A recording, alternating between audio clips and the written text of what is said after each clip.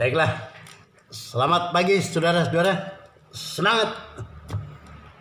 Semangat terus ya. Walaupun ini sudah malam, saya tetap mengucapkan selamat pagi, yang artinya supaya kita tetap selamat kayak waktu masih di pagi hari. Pada perkuliahan terdahulu, setelah kita perhatikan beberapa ketentuan-ketentuan di dalam BW, paling tidak ditemukan adanya 8 pasal dalam BW yang adalah bertentangan dengan Pancasila atau bertentangan dengan pandangan hidup dari bangsa Indonesia.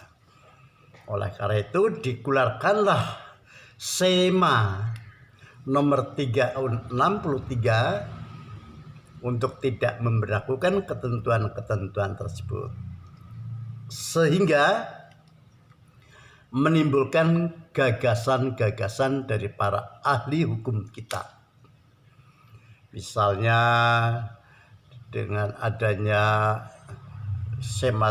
dengan adanya 8 pasal tersebut, Dr. Saharjo mengatakan bahwa adalah benar bahwa konstruksi dari BW ini didasarkan pada pasal 131 dan 163 IS yang adalah isinya sangat kontradiktif dan juga diskriminatif.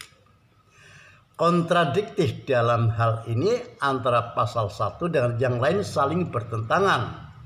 Misalnya kalau kita perhatikan pada 1460, ini bertentangan dengan 1457, 1458, juga 1459. Saling bertentangan, diskriminatif.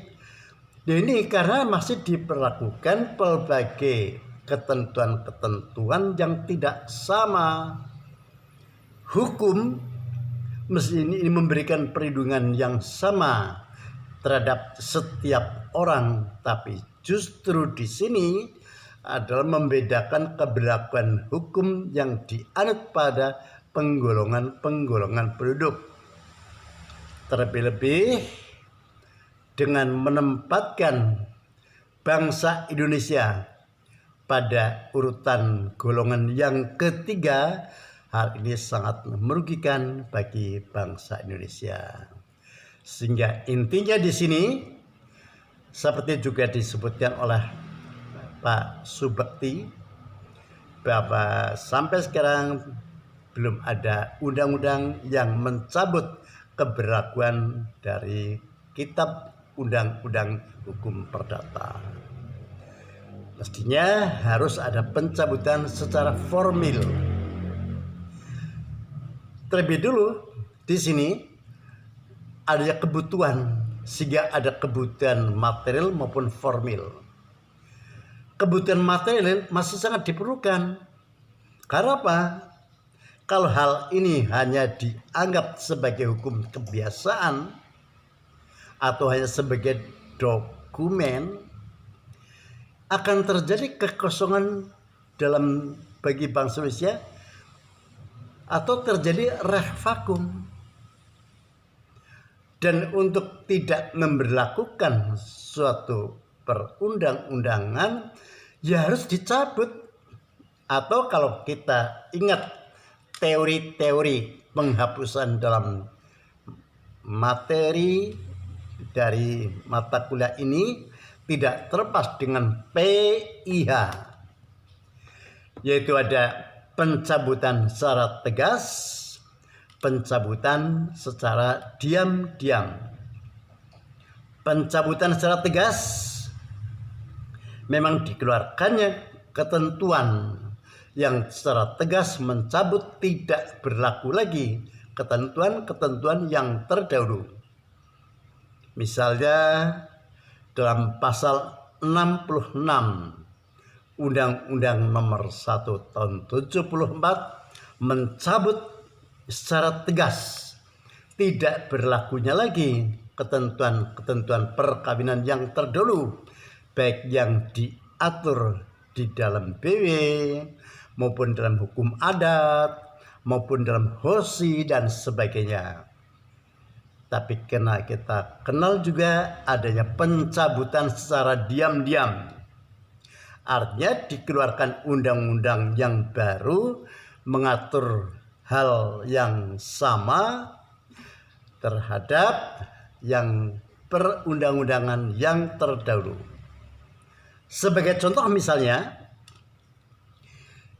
dengan adanya atau dimuatnya pasal 30 juga pasal 31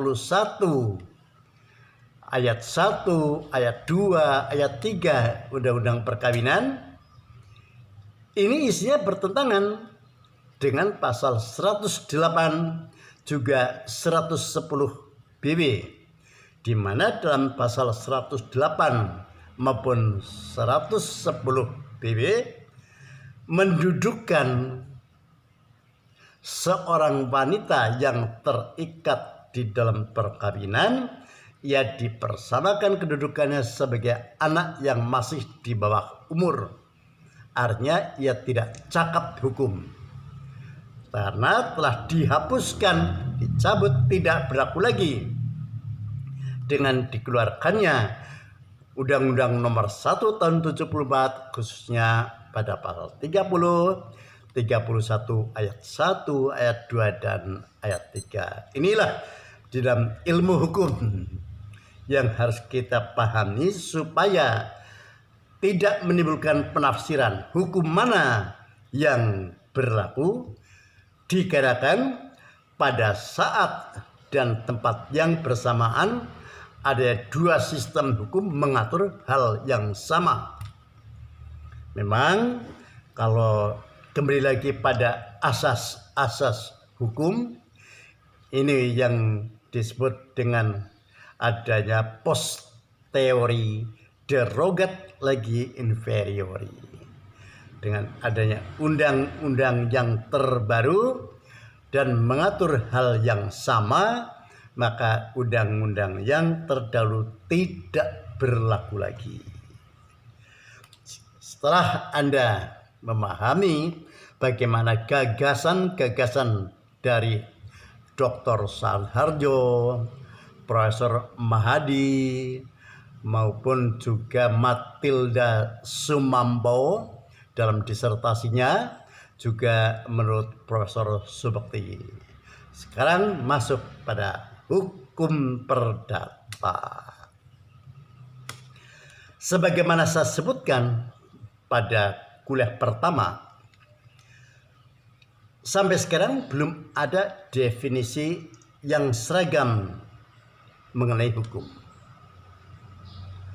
Hal ini memang setelah kita pelajari, karena hukum itu sendiri, pertama, lingkupnya yang terlampau luas. Hukum itu dapat ditinjau dari pelbagai segi dan aspeknya.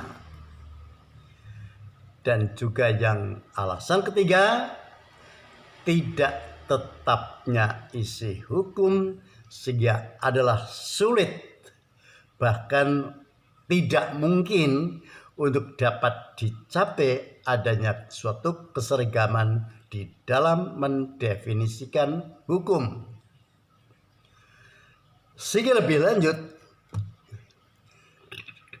mengenai definisi dari hukum perdata, akibatnya juga bermacam-macam. Misalnya, menurut Prof. Sri Sudewi Masun Sofan, apa yang disebut dengan hukum perdata? Hukum perdata adalah hukum yang mengatur kepentingan antara warga negara perseorangan yang satu dengan warga negara perseorangan yang lain. Saya ulangi, menurut Prof. Sri Sudewi Masun Sofan merumuskan, kalau Anda pengen lihat di dalam buku yang ditulis beliau, judulnya Hukum Tentang Benda. Yang disebut dengan hukum perdata adalah hukum yang mengatur kepentingan antara warga negara perseorangan yang satu dengan warga negara perseorangan yang lain. Jadi saya kaitkan misalnya dengan mata kuliah ini pada tatap muka yang pertama. Di sini hukum dapat ditinjau dari berbagai segi aspeknya, dan kaitannya juga dengan perbedaan antara hukum privat dengan hukum publik. Yang pertama, asasnya. Dilihat dari segi asas di sini, siapapun yang mendefinisikan mengenai hukum perdata, pada asasnya yang diatur adalah kepentingan pribadi atau kepentingan perseorangan.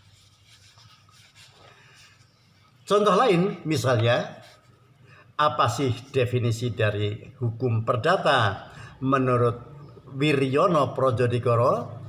Wiryono Projodikoro mengatakan bahwa yang disebut dengan hukum perdata adalah sekelompok norma hukum yang mengatur kepentingan pribadi sebagai anggota masyarakat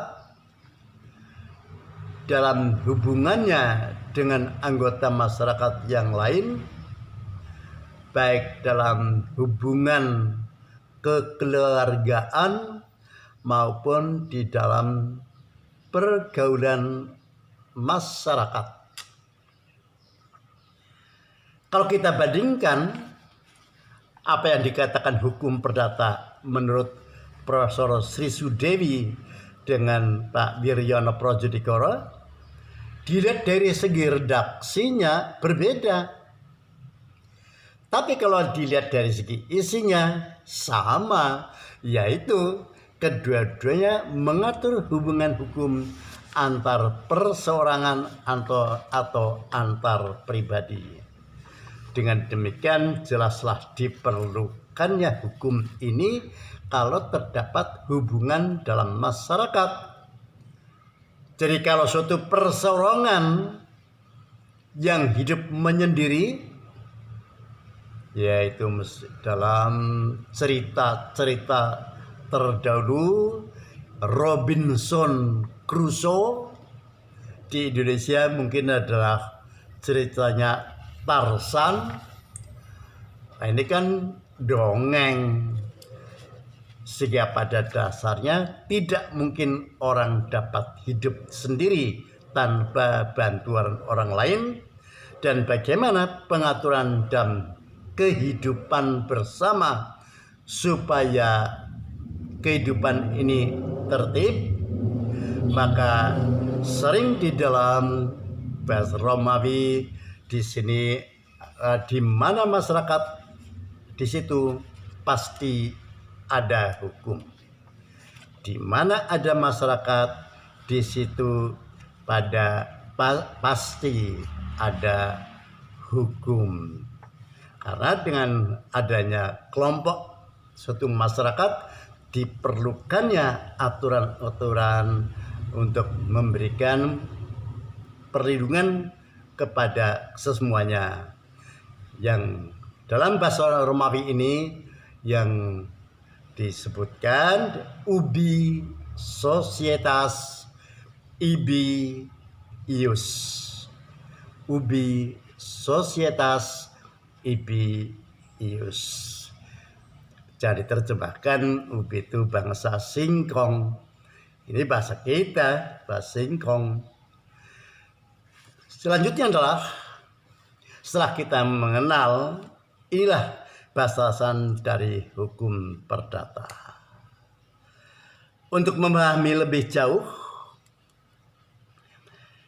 hukum perdata ini dibedakan menjadi hukum perdata dalam arti sempit dan hukum perdata dalam arti luas.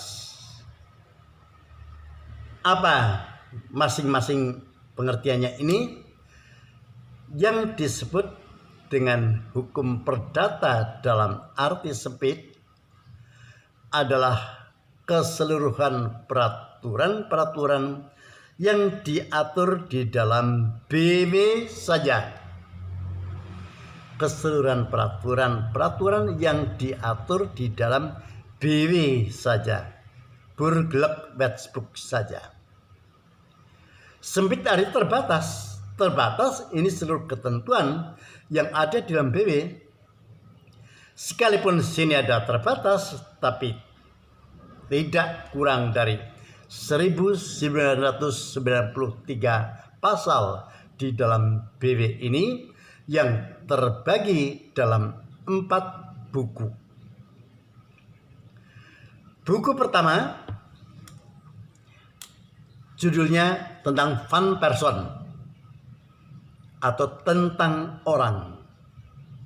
Sehingga pada buku pertama ini mengatur mengenai bagaimana sih kedudukan orang atau domisili, bagaimana sih orang sebagai subjek hukum dan kapan ia dianggap cakap melakukan perbuatan hukum, dan kapan bahwa seseorang ini berakhir statusnya sebagai subjek hukum, serta bagaimana kalau seseorang ini meninggalkan tempat kediaman bersama, tidak pernah pamit, tidak pernah memberikan tujuannya kemana, apa maksudnya, yang dalam waktu relatif lama tidak ada kabarnya, maka disitulah penyelesaiannya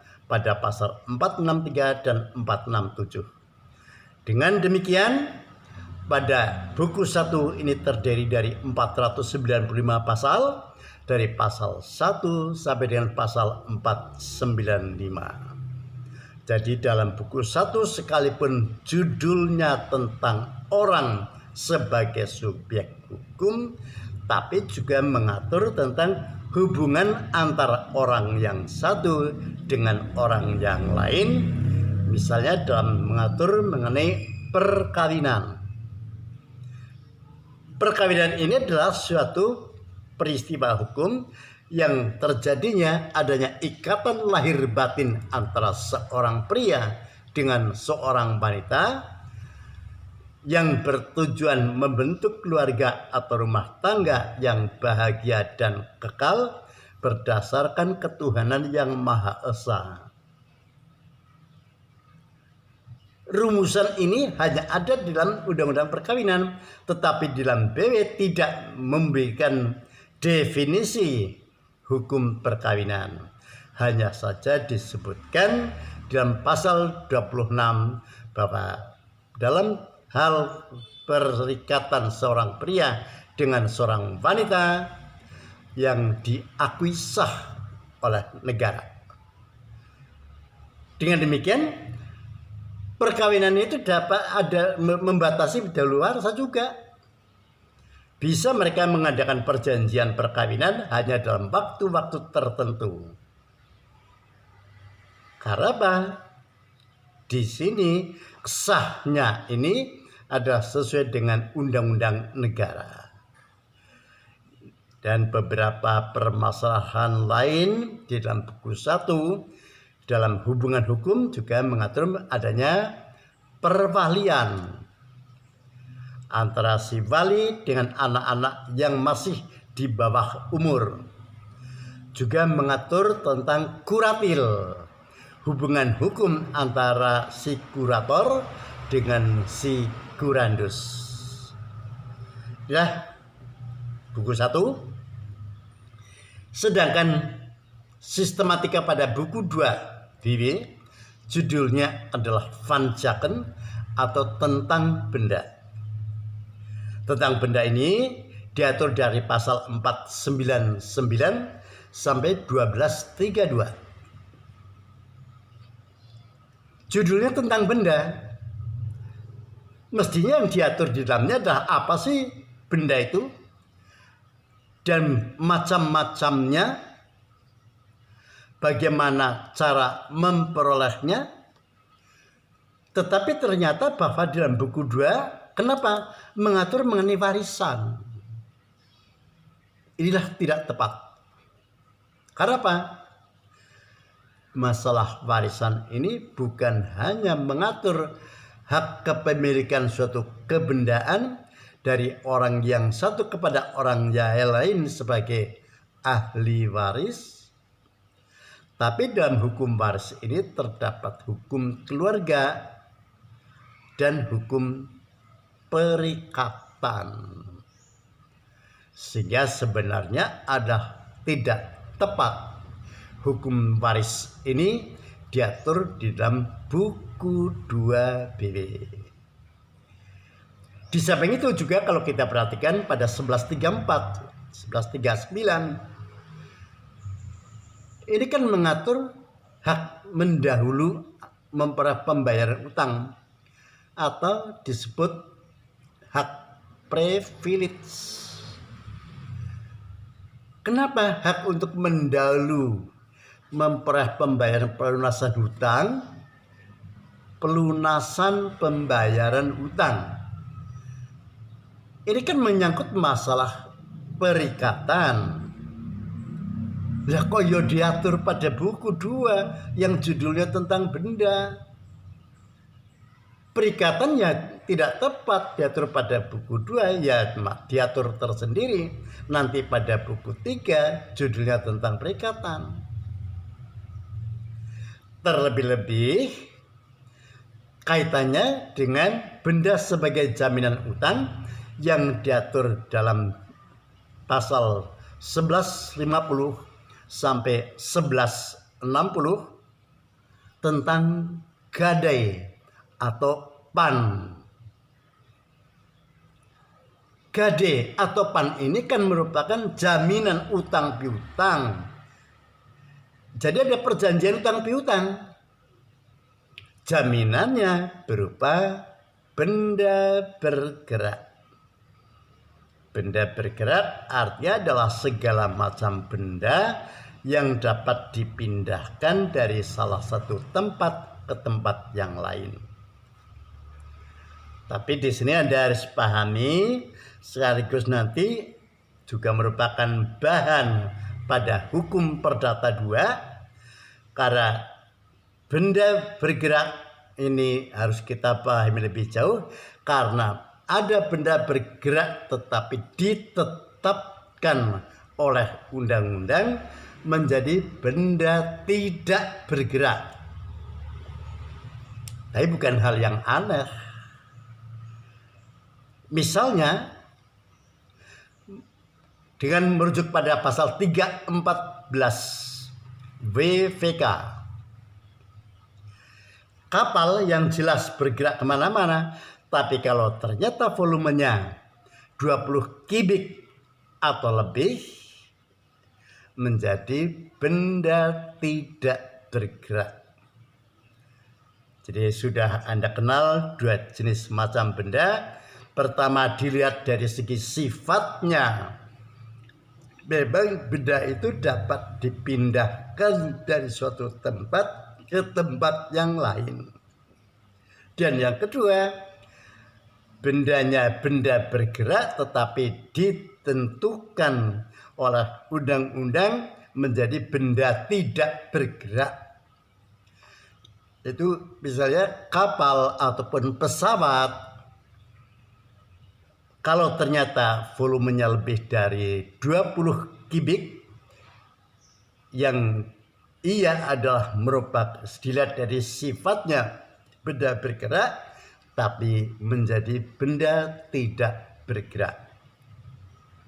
Sehingga kalau dibebani jaminan utang inilah dengan hipotek.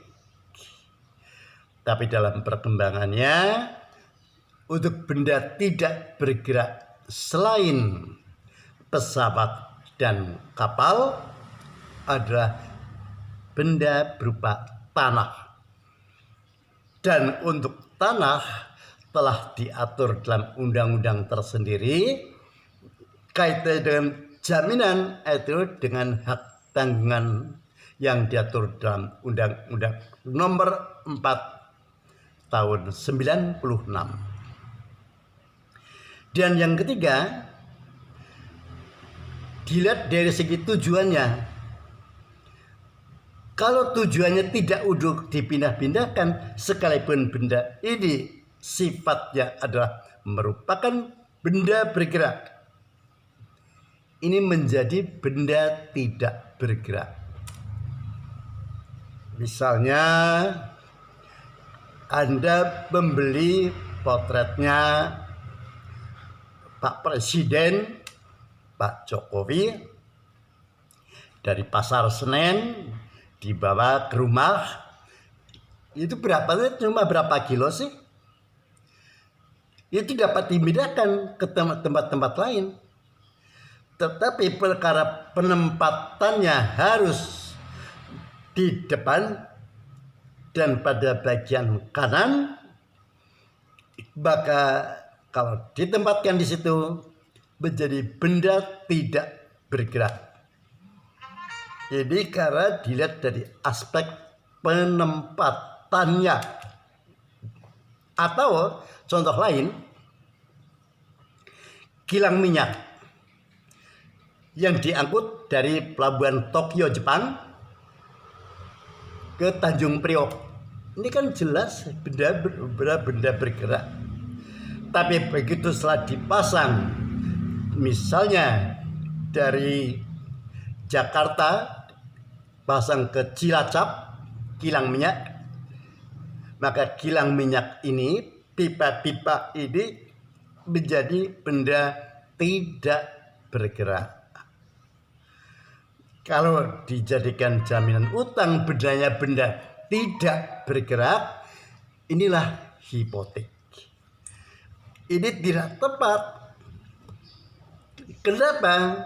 Mengenai hukum waris, hak privilege, hipotek, dan gade diatur pada buku 2 yang judulnya adalah tentang benda. Sistematika yang ketiga dari BW adalah hukum perikatan, diatur dari 33 sampai dengan 1864. Sepanjang yang diatur adalah mengenai perjanjian ada tepat. Tapi buku 3 inilah yang satu-satunya buku yang tepat karena isinya perjanjian. Sedangkan buku 4 itu dari 1865 sampai 1993 inilah yang tidak tepat. Kenapa hukum perdata formil dimasukkan dalam buku perdata material? Sehingga dalam hukum perdata dalam arti sempit di dalam BW, garis bawahi di sini dari buku 1 Judmer van Person, buku 2 tentang benda dari pasal 499 sampai 1232, dan buku 3 tentang perikatan dari 1233 sampai dengan 1864. Inilah tepat, satu-satunya buku yang tepat adalah judul dan isinya. Dan buku 4 tentang pembuktian dan daluarsa.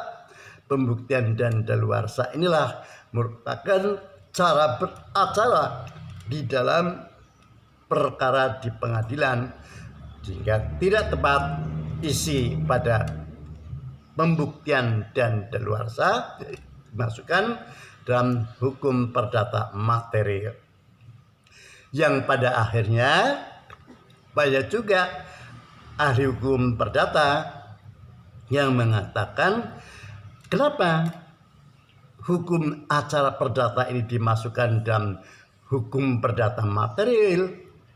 Hal ini dikarenakan bahwa hukum perdata material ini ada yang pokok dan yang tidak pokok. Hukum perdata material yang pokok inilah mengenai pembuktian dan daluarsa sehingga masuk dalam perdata material.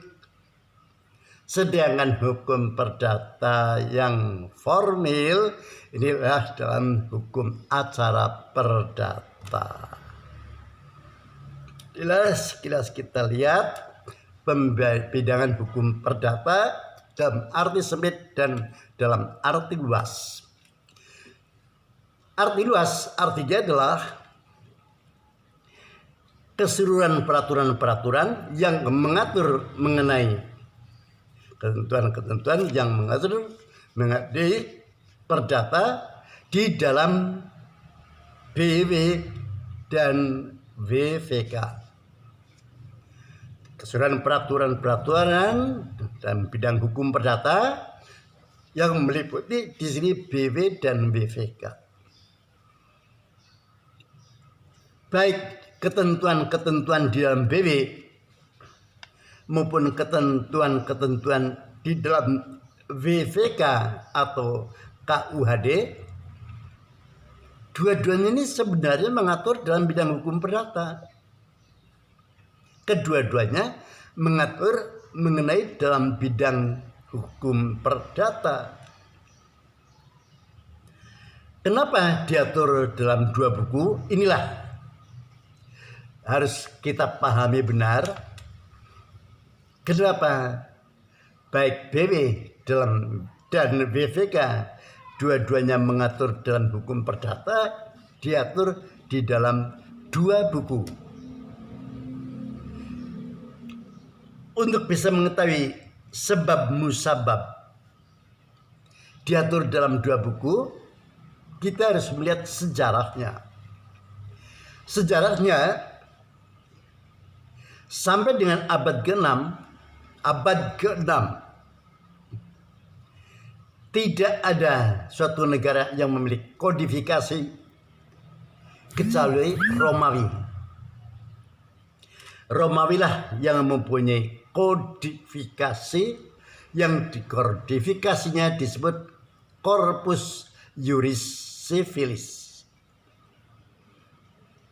Kodifikasi bukan undang-undang, tapi adalah sekumpulan dari perundang-undangan disusun dalam satu kitab. Jadi artinya kodifikasi adalah pemuatan materi hukum tertentu di dalam suatu kitab undang-undang yang disusun secara lengkap dan sistematis. Wujudnya kodifikasi misalnya BW. Yang kedua WVK. Yang ketiga Wetboek van Strafrecht atau Kitab Undang-Undang Hukum Pidana. Itulah kodifikasi. Karena tersusunnya Corpus Juris Civilis ini sebagai suatu perintah dari sang kaisarnya, yaitu Justinianus,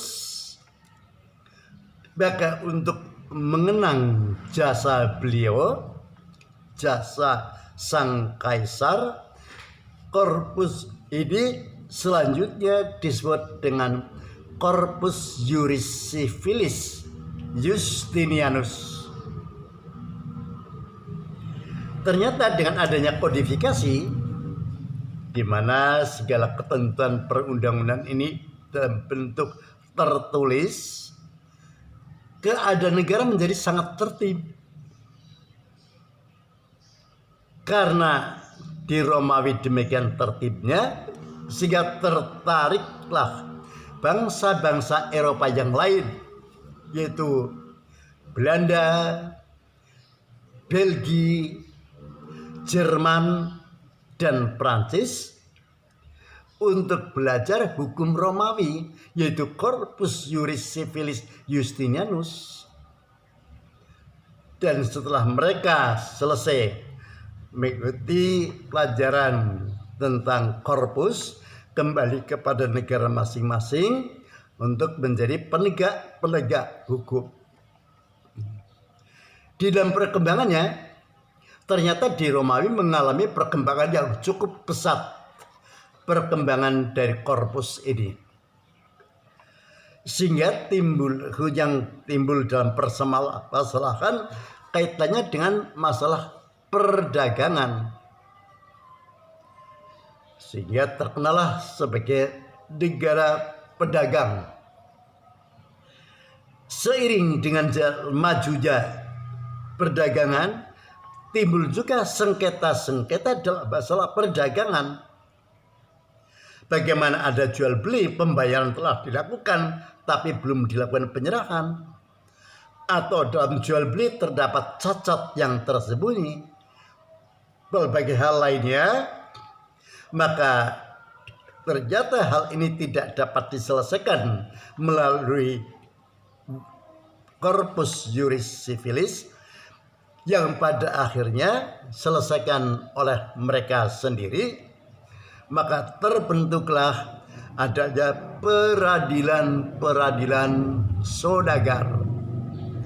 Dalam sengketa perdagangan mengakibatkan lahirnya mengenai peradilan saudagar. Bukan hal yang mustahil antara satunya dengan yang lain itu berbeda, sehingga Kaisar Prancis memerintah kepada ahli hukum yang bernama Colbert untuk melakukan kompilasi peraturan-peraturan dari peradilan saudagar. Maka pada tahun 1673 terbentuklah Ordonansi de Commerce. Seiring dengan berjalannya waktu, timbul sengketa dalam bidang pelayaran di laut. Terjadi sengketa dalam masalah pelayaran di laut. Secara analog, hal ini juga dilakukan oleh Colbert, dilakukan kompilasi, sehingga terbentuklah Ordonansi de la Marine pada tahun 1681. Sebagaimana kita ketahui, dalam perkembangan selanjutnya, pada tahun 1800, Kaisar Napoleon memerintahkan kepada 4 orang ahli hukum, yaitu Portalis, Troset, Melville, dan Bigot de Permanent untuk membuat kodifikasi Prancis. Mereka berempat setelah melakukan kerja keras, melakukan pengumpulan dari putusan-putusan pengadilan, sehingga pada tahun 1804 terbentuklah Code Civil des François. Code Civil des François.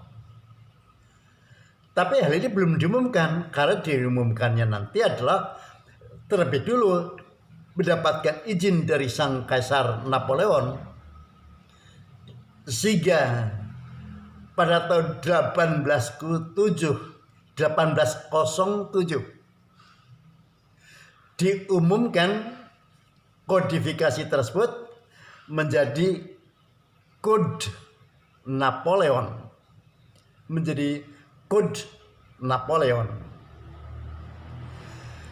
Di sisi lain, kalau kita perhatikan bagaimana Prancis melakukan jajahan pada negara-negara Eropa pada umumnya, kita perhatikan di Belanda. Belanda menjadi jajahan Prancis sejak 1806 sampai 1813. pada tahun 1813 Belanda merdeka, sehingga di sini Belanda ingin menyusun kodifikasi tersendiri.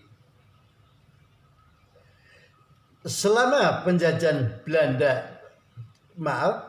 penjajahan Prancis di Belanda, hukum Prancis baik Ordonnance de Commerce, Ordonnance de la Marine maupun Code Napoleon juga diberlakukan di Belanda merdeka, di Belanda yang jajahan Prancis ini. Pada perkembangan selanjutnya timbul permasalahan. Masa negara Belanda yang sudah merdeka hukumnya masih menggunakan hukum Prancis, sehingga di Belanda di sini bermaksud untuk membuat kodifikasi tersendiri sesuai dengan pandangan hidup Belanda, sehingga pemerintah Belanda memerintahkan kepada ahli hukum yaitu Mr. J.M. Kempers untuk menyusun kodifikasi sivil Belanda. Belum selesai dilakukan, Mr. Kempers ini meninggal dunia dan digantikan oleh Theodorus Nicolai. Apa yang dikerjakan oleh Theodorus Nicolai?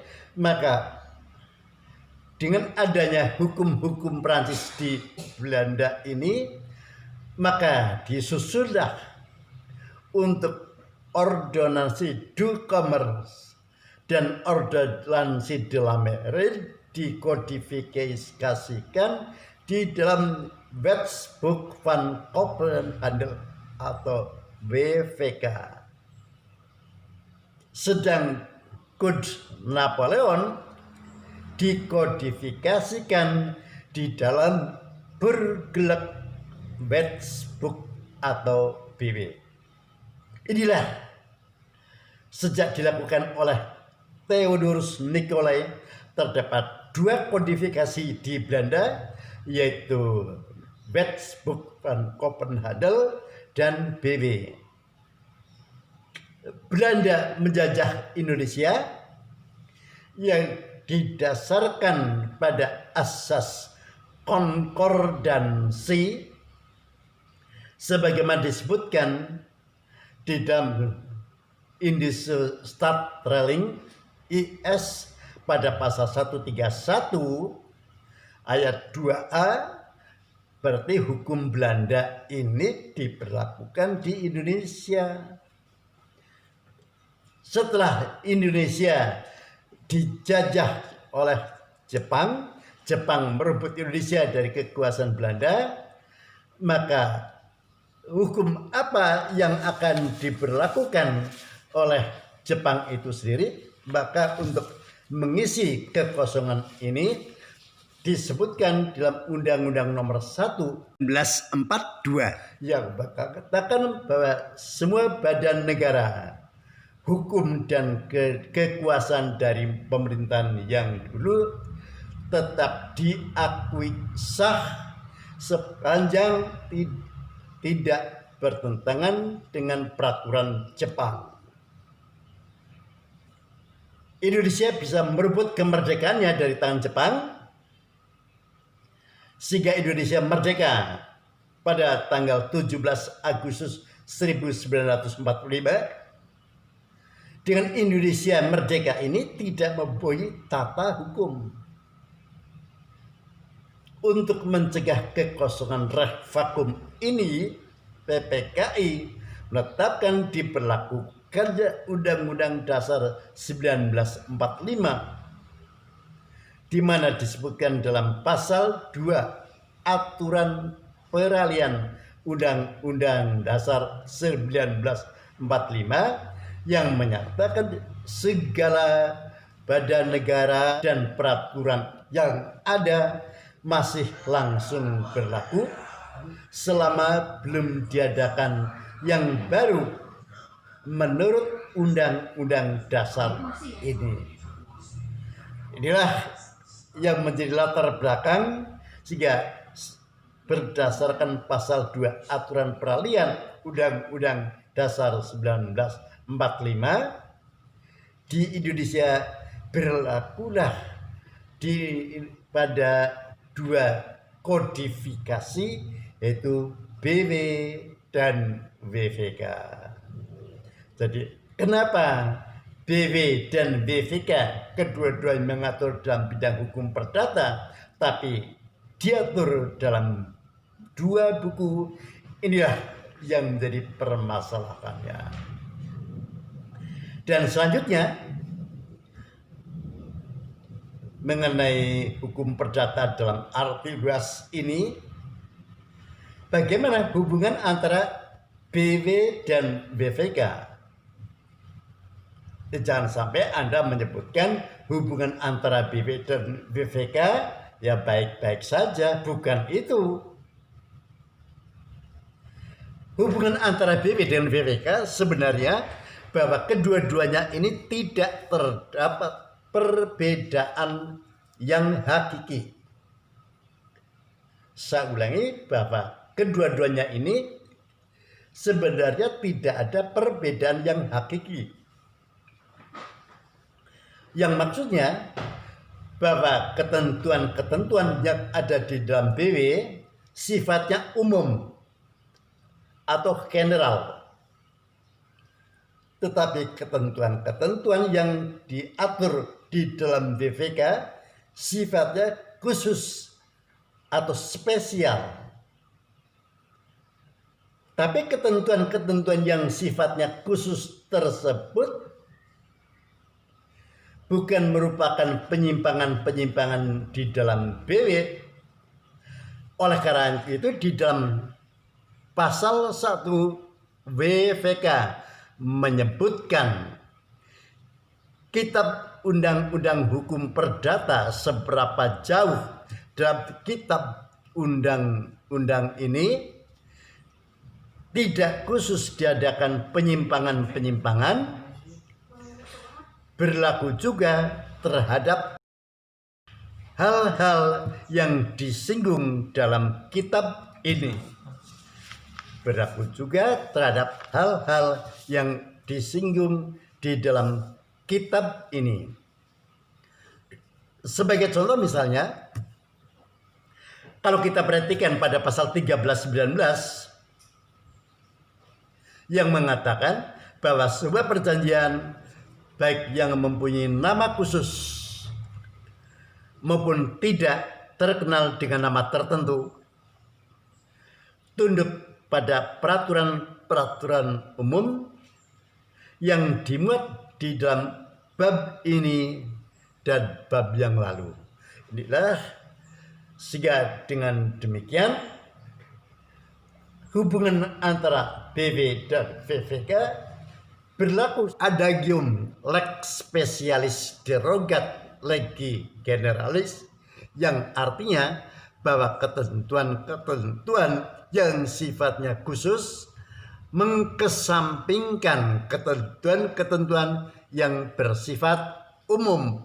Baiklah, materi yang saya sampaikan pada tatap muka ini, yang selanjutnya akan kita bahas mengenai pembagian hukum perdata material dan hukum perdata formil atau hukum acara perdata. Selamat pagi, ketemu lagi perkuliahan yang akan datang.